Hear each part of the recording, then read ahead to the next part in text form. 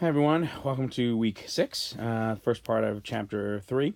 At this point, from here on out, for the most part, we'll be dividing the chapters into an A and a B week, so roughly half a chapter each week.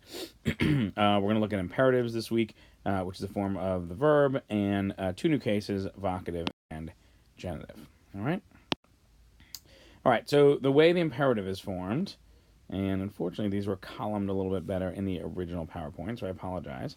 The way the imperative form is formed is you start with the present stem, all right? And remember, you get the present stem. Here's the verbs, right? What you'd see in the glossary or the vocab list. We're going to focus on that present active infinitive, which is the second principal part. And then to get the present stem, we're going to take off that RE, all right? And so here is our present stem. And that is the singular imperative, all right? So singular imperative is basically just the present stem.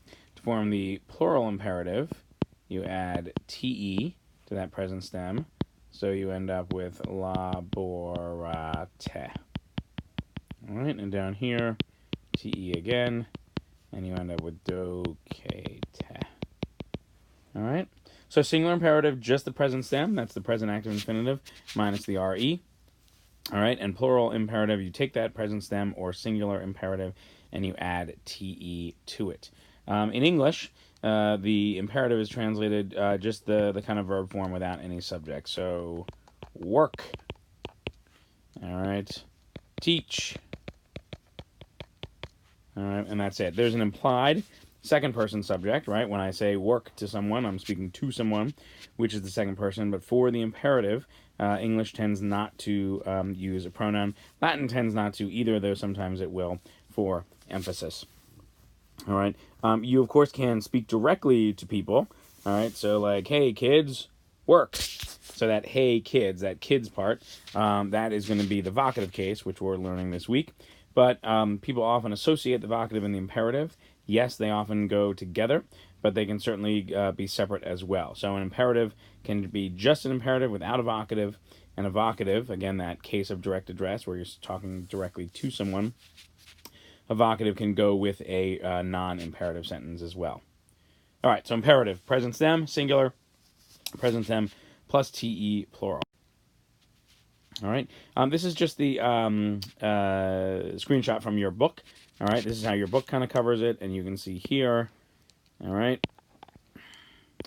there is that just in a sort of typed form right from your book. So you can see the singular here, present stem, and the plural there with the te, and the same thing there, all right? And the pronouns are in parentheses, again, because they are optional and tend not to be used in English. All right, so down here, exercise 19, if we want to do a little practice, all right, you'll note that there are imperatives and indicatives kind of mixed in. And by the way, indicative is a mood. It's the mood that you've been learning. It's essentially used in declarative sentences, right? So in the example here, amat, they love. That is just a straight old, good old-fashioned sentence, right? And that is just our indicative mood. So it's sort of called the regular or the normal, but that's a bit of an oversimplification. All right, so the imperative, which we've just learned, is a mood as well. All right, so identify verbs as indicative or imperative, change each to the plural, all right, and then translate them. So remember, you've got to know your endings, and if you need to review those, do that. All right, so rid-a-o with that O ending, all right, so changing it to the plural, ridemus, and then the translation, we laugh. Sorry, it's getting a little tight there. All right, number 2, woka. That is our imperative with that A ending. All right, wokate is the plural, and then call is our translation. All right. I'll leave the rest to you. Feel free to email me with any questions that you might have about those. All right, some sort of real-life examples. This is the motto for Roberts Wesleyan College. I'll confess, I don't exactly know where that is, but both ora and labora are imperatives, right? So we're dealing with orare, first conjugation verb, and laborare, which we've already seen in some of the examples, another first conjugation verb. You can see that that is our present stem / singular imperative. So pray, ora, and work, labora. All right, so those are our imperatives in action. And here's another one. from the state of Michigan. All right, there's various Latin throughout, but here comes spica. That is an imperative. All right, it's actually a third conjugation imperative, which we've not necessarily seen yet, but it's worth taking a look at. And that is that present stem. That is that E ending. All right, so here comes spica. Like, look around, check us out, that kind of thing. And actually, it goes with the smaller type above it. So if you're looking for a pleasant peninsula, check us out. All right, so here comes spica. All right. I include this just so you get to see sort of all the conjugations. Again, we've not learned the rest of the conjugations, but it's good for you to see. If you want, you can just focus from this line above. That is first and second conjugation. All right. There is a passive imperative. We're not learning it this chapter. It is included in the chart there. So again, if you want, you can just look at this upper left. That's kind of what we've included, but it gives you a good sense of what's to come and a little glimpse into future conjugations. On the right is some text kind of explaining a lot of things I just went over. You can certainly review that at your leisure. I'm not going to read through them. All right, so along with the imperative, as I said, oftentimes there will be a vocative, though not all the time.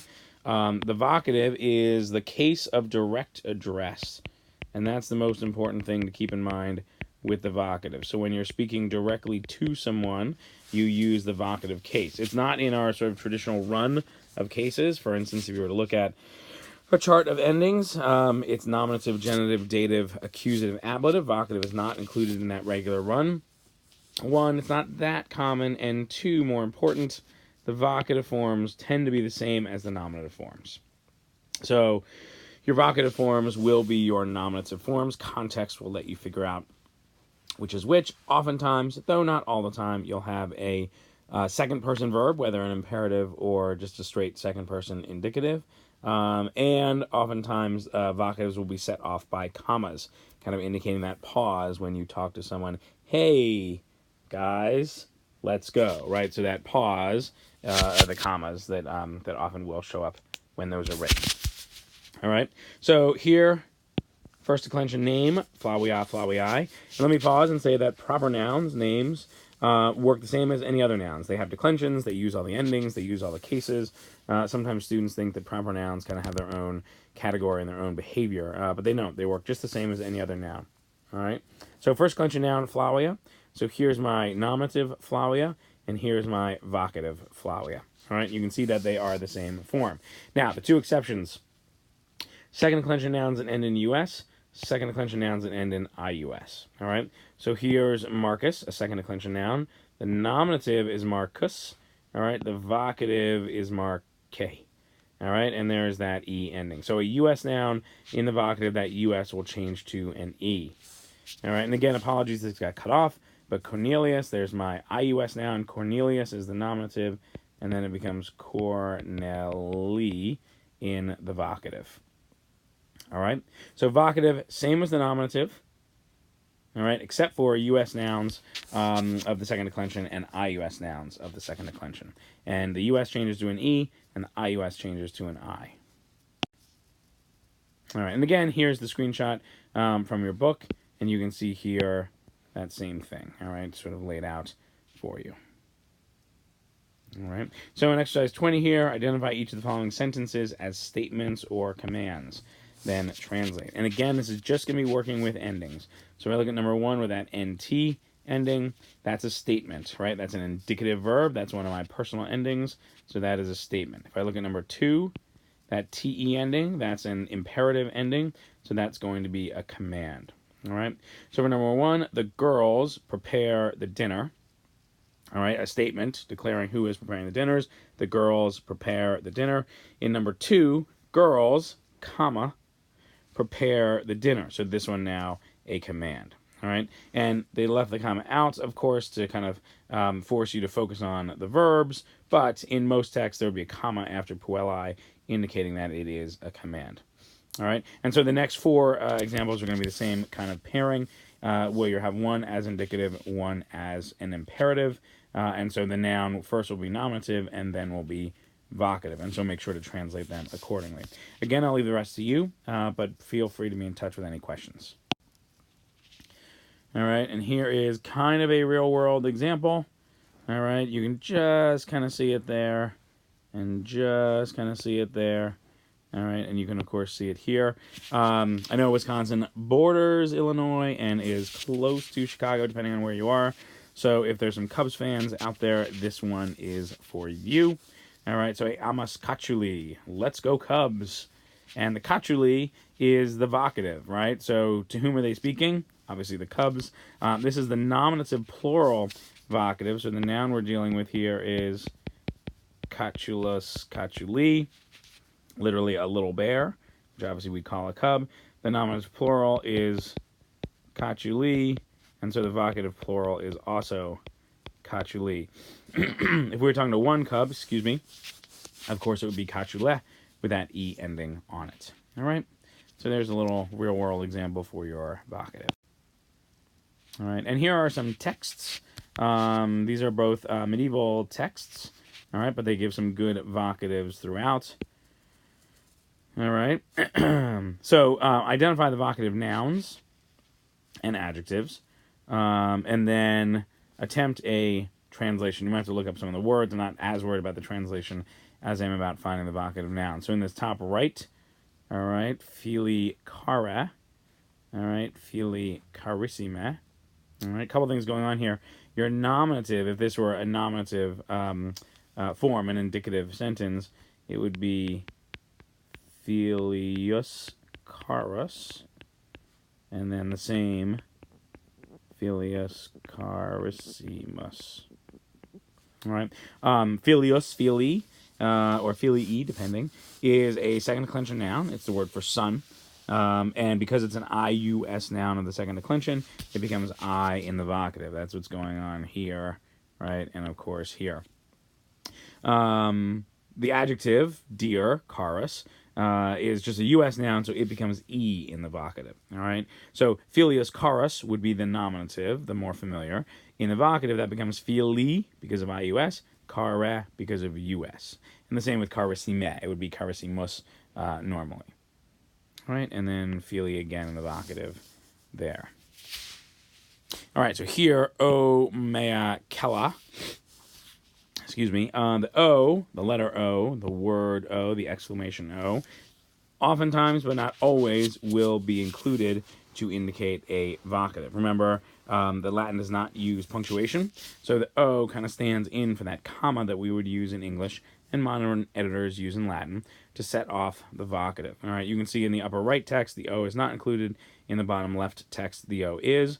These are both first declension words, or kella is a first declension noun, so mea is uses the A ending to agree with it. Because they are first declension, they just use the same form as the nominative for the vocative. All right? All right. Let's move on. Shifting gears. So here's our kind of standard declension run. As I said at the beginning, vocative is not included, but we're using this to sort of transition to genitive. So we've learned nominative already. We've learned accusative already. Now we're going to focus on the genitive. All right. The genitive tends to most commonly shows possession. All right. And in English, that's going to be of or the apostrophe. Of is generally the more consistent way to translate it. The apostrophe can get a little dicey depending on context. Also requires that you know when the apostrophe goes before and after the S to indicate singular or plural. For the record, it goes before the S for singular and after the S for plural. So it might be a good idea, especially at the beginning, just to stick with of, all right, as a translation for the genitive. So it's obviously our second case in the run. It tends to indicate possession, though it will indicate some other things as we go through, and it tends to be translated of. All right, genitive is also important because it's from the genitive that we will get the declension of a noun. That's how we learn what declension a noun is. All right, and here's just second declension. Again, same thing. We've talked about the nominative. We've talked about the accusative. Now we're talking about the genitive, and obviously on the right as well. So this gives you an opportunity to review those endings, make sure you're knowing those, and because we're going to be adding, obviously, the genitive to it. And we'll be adding more cases as we go through. All right, and just neuter. All right, again, nominative and accusative, and then there's genitive. All right, so some genitives. So this is Missouri, the seal of Missouri. All right, so Salus Populi, a little hard to see, a lot of things going on there. Suprema Lex Esto. All right, so Salus is just a nominative noun, it means health. Populi here is our genitive noun. So whose health? The health of the people. All right, and there's that possession, there's that of coming through. All right, so whose health? The health of the people. And what the whole thing means is, may the health of the people be the kind of highest law, goal, rule, something like that. All right, lex. All right, so salus populi, and the may comes from the esto. May the salus populi, may the health of the people. And again, there's that of the people, there's that genitive, there's that possession, be the highest goal. All right, we have, yep. All right, so this is an inscription from a building in London, or a structure in London. I believe it is called the Admiralty Arch. I've never seen it, but it came across, I believe, my Twitter feed the other day. All right. Now, if we look through here, so Edwardi, Septimi, and Regis are all genitive. Now, Regis is a third declension noun. We've not learned that yet, but there's another genitive for you. All right. So, in the 10th year, that's the anno decimo, so in the 10th year, all right, of Edward the 7th as king, all right, so in the 10th year of the reign, of Edward the 7th, all right, and again, there's that I ending for the genitive, the I ending for the genitive, and then we'll find that third declension, the IS, will be the genitive, all right, so in the 10th year of King Edward the 7th, all right, and then most grateful citizens, cives gratissimi, dedicate understood, the building understood, to Queen Victoria, and that's the Victoriae Reginae. All right, and then the Roman numerals on the right, that is the year, so that would be 1910, assuming there isn't a number after the X, and it's hard for me to see. It looks like there might be, but there might not be. All right. So in the 10th year of King Edward the 7th, all right, there's my genitive. Most grateful citizens dedicate this building to Queen Victoria. All right, so there's a little genitive in action. And then here's just a genitive case text to take a look at. All right, so what are the three genitives? All right, and again, you're going purely by ending. The good news is they all come at the end of the line. So, ferarum, irarum, terrarum. Now, the tricky part, all right, is that amarum is not a genitive, despite the arum ending. Amarum comes from amarus, and you can see that the ar is part of the stem. All right, so even though it looks like arm, the stem ending line gets drawn there, so is really the ending. Whereas, say, terrarum comes from terra, terrae, right? And you can see then that the stem ending line is there, and so that arum is the genitive ending. All right, so number 2 there. If the Leo is described as the rex ferarum, what or who is he? So Leo is lion, of course, if you know your zodiac signs, Leo. So Leo, the lion, the king rex ferarum, king of the beasts, all right? Not an uncommon way of describing him. And then you can go through number 3, all right, and try that for yourself. All right, but again, just to re-emphasize, genitive shows possession and is often translated by of. All right, let's take a look at this week's summatives. All right, so we're translating these sentences into English. Remember that as we add things to sentences, the grammar will become gradually more complex, but what that means is it will force you to focus more on endings, all right? Try not to let your assumptions or your English intrude on your Latin. So, pueri, puelli, que, clamant. Note that que means and with pueri, nominative plural, and puelai, nominative plural. That is a compound subject. All right, so the boys and the girls shout. I did have a question via email this week about articles, the and a. Latin does not use articles. English, of course, does use articles. So you have to supply those articles when you're translating. There will be no Latin equivalent for the. All right. You can say boys and girls shout. All right. I mean, that sort of makes sense. The boys and the girls shout makes sense as well. There is no right or wrong there as long as the grammar's correct and it sounds like English. You can't really say a because, of course, pueri, puelai are plural. You can't say a boys and a girls shout. All right. I'll just do number 2 as well. I'll take a look at it. Note that we're dealing with an imperative here in plete. All right. So, because it's an imperative, templum can't be the nominative, even though by ending it can be. It's a neuter noun of the second declension. All right. In plete says that your subject is second person. So, fill the temple. There's our direct object. It can also be accusative by ending. Deorum, of the gods. All right, and there's my genitive, deorum, right? That orum ending, of the gods. Whose temple? The temple of the gods. All right, I'll leave the rest for you. And the writing, all right, you're going to complete the sentences, all right, with the phrase. So, edificant, the man's house. So be careful about case here, right? So what are they building? They're building the house. So that's going to be accusative. And whose house are they building? They're building the man's. That's going to be genitive.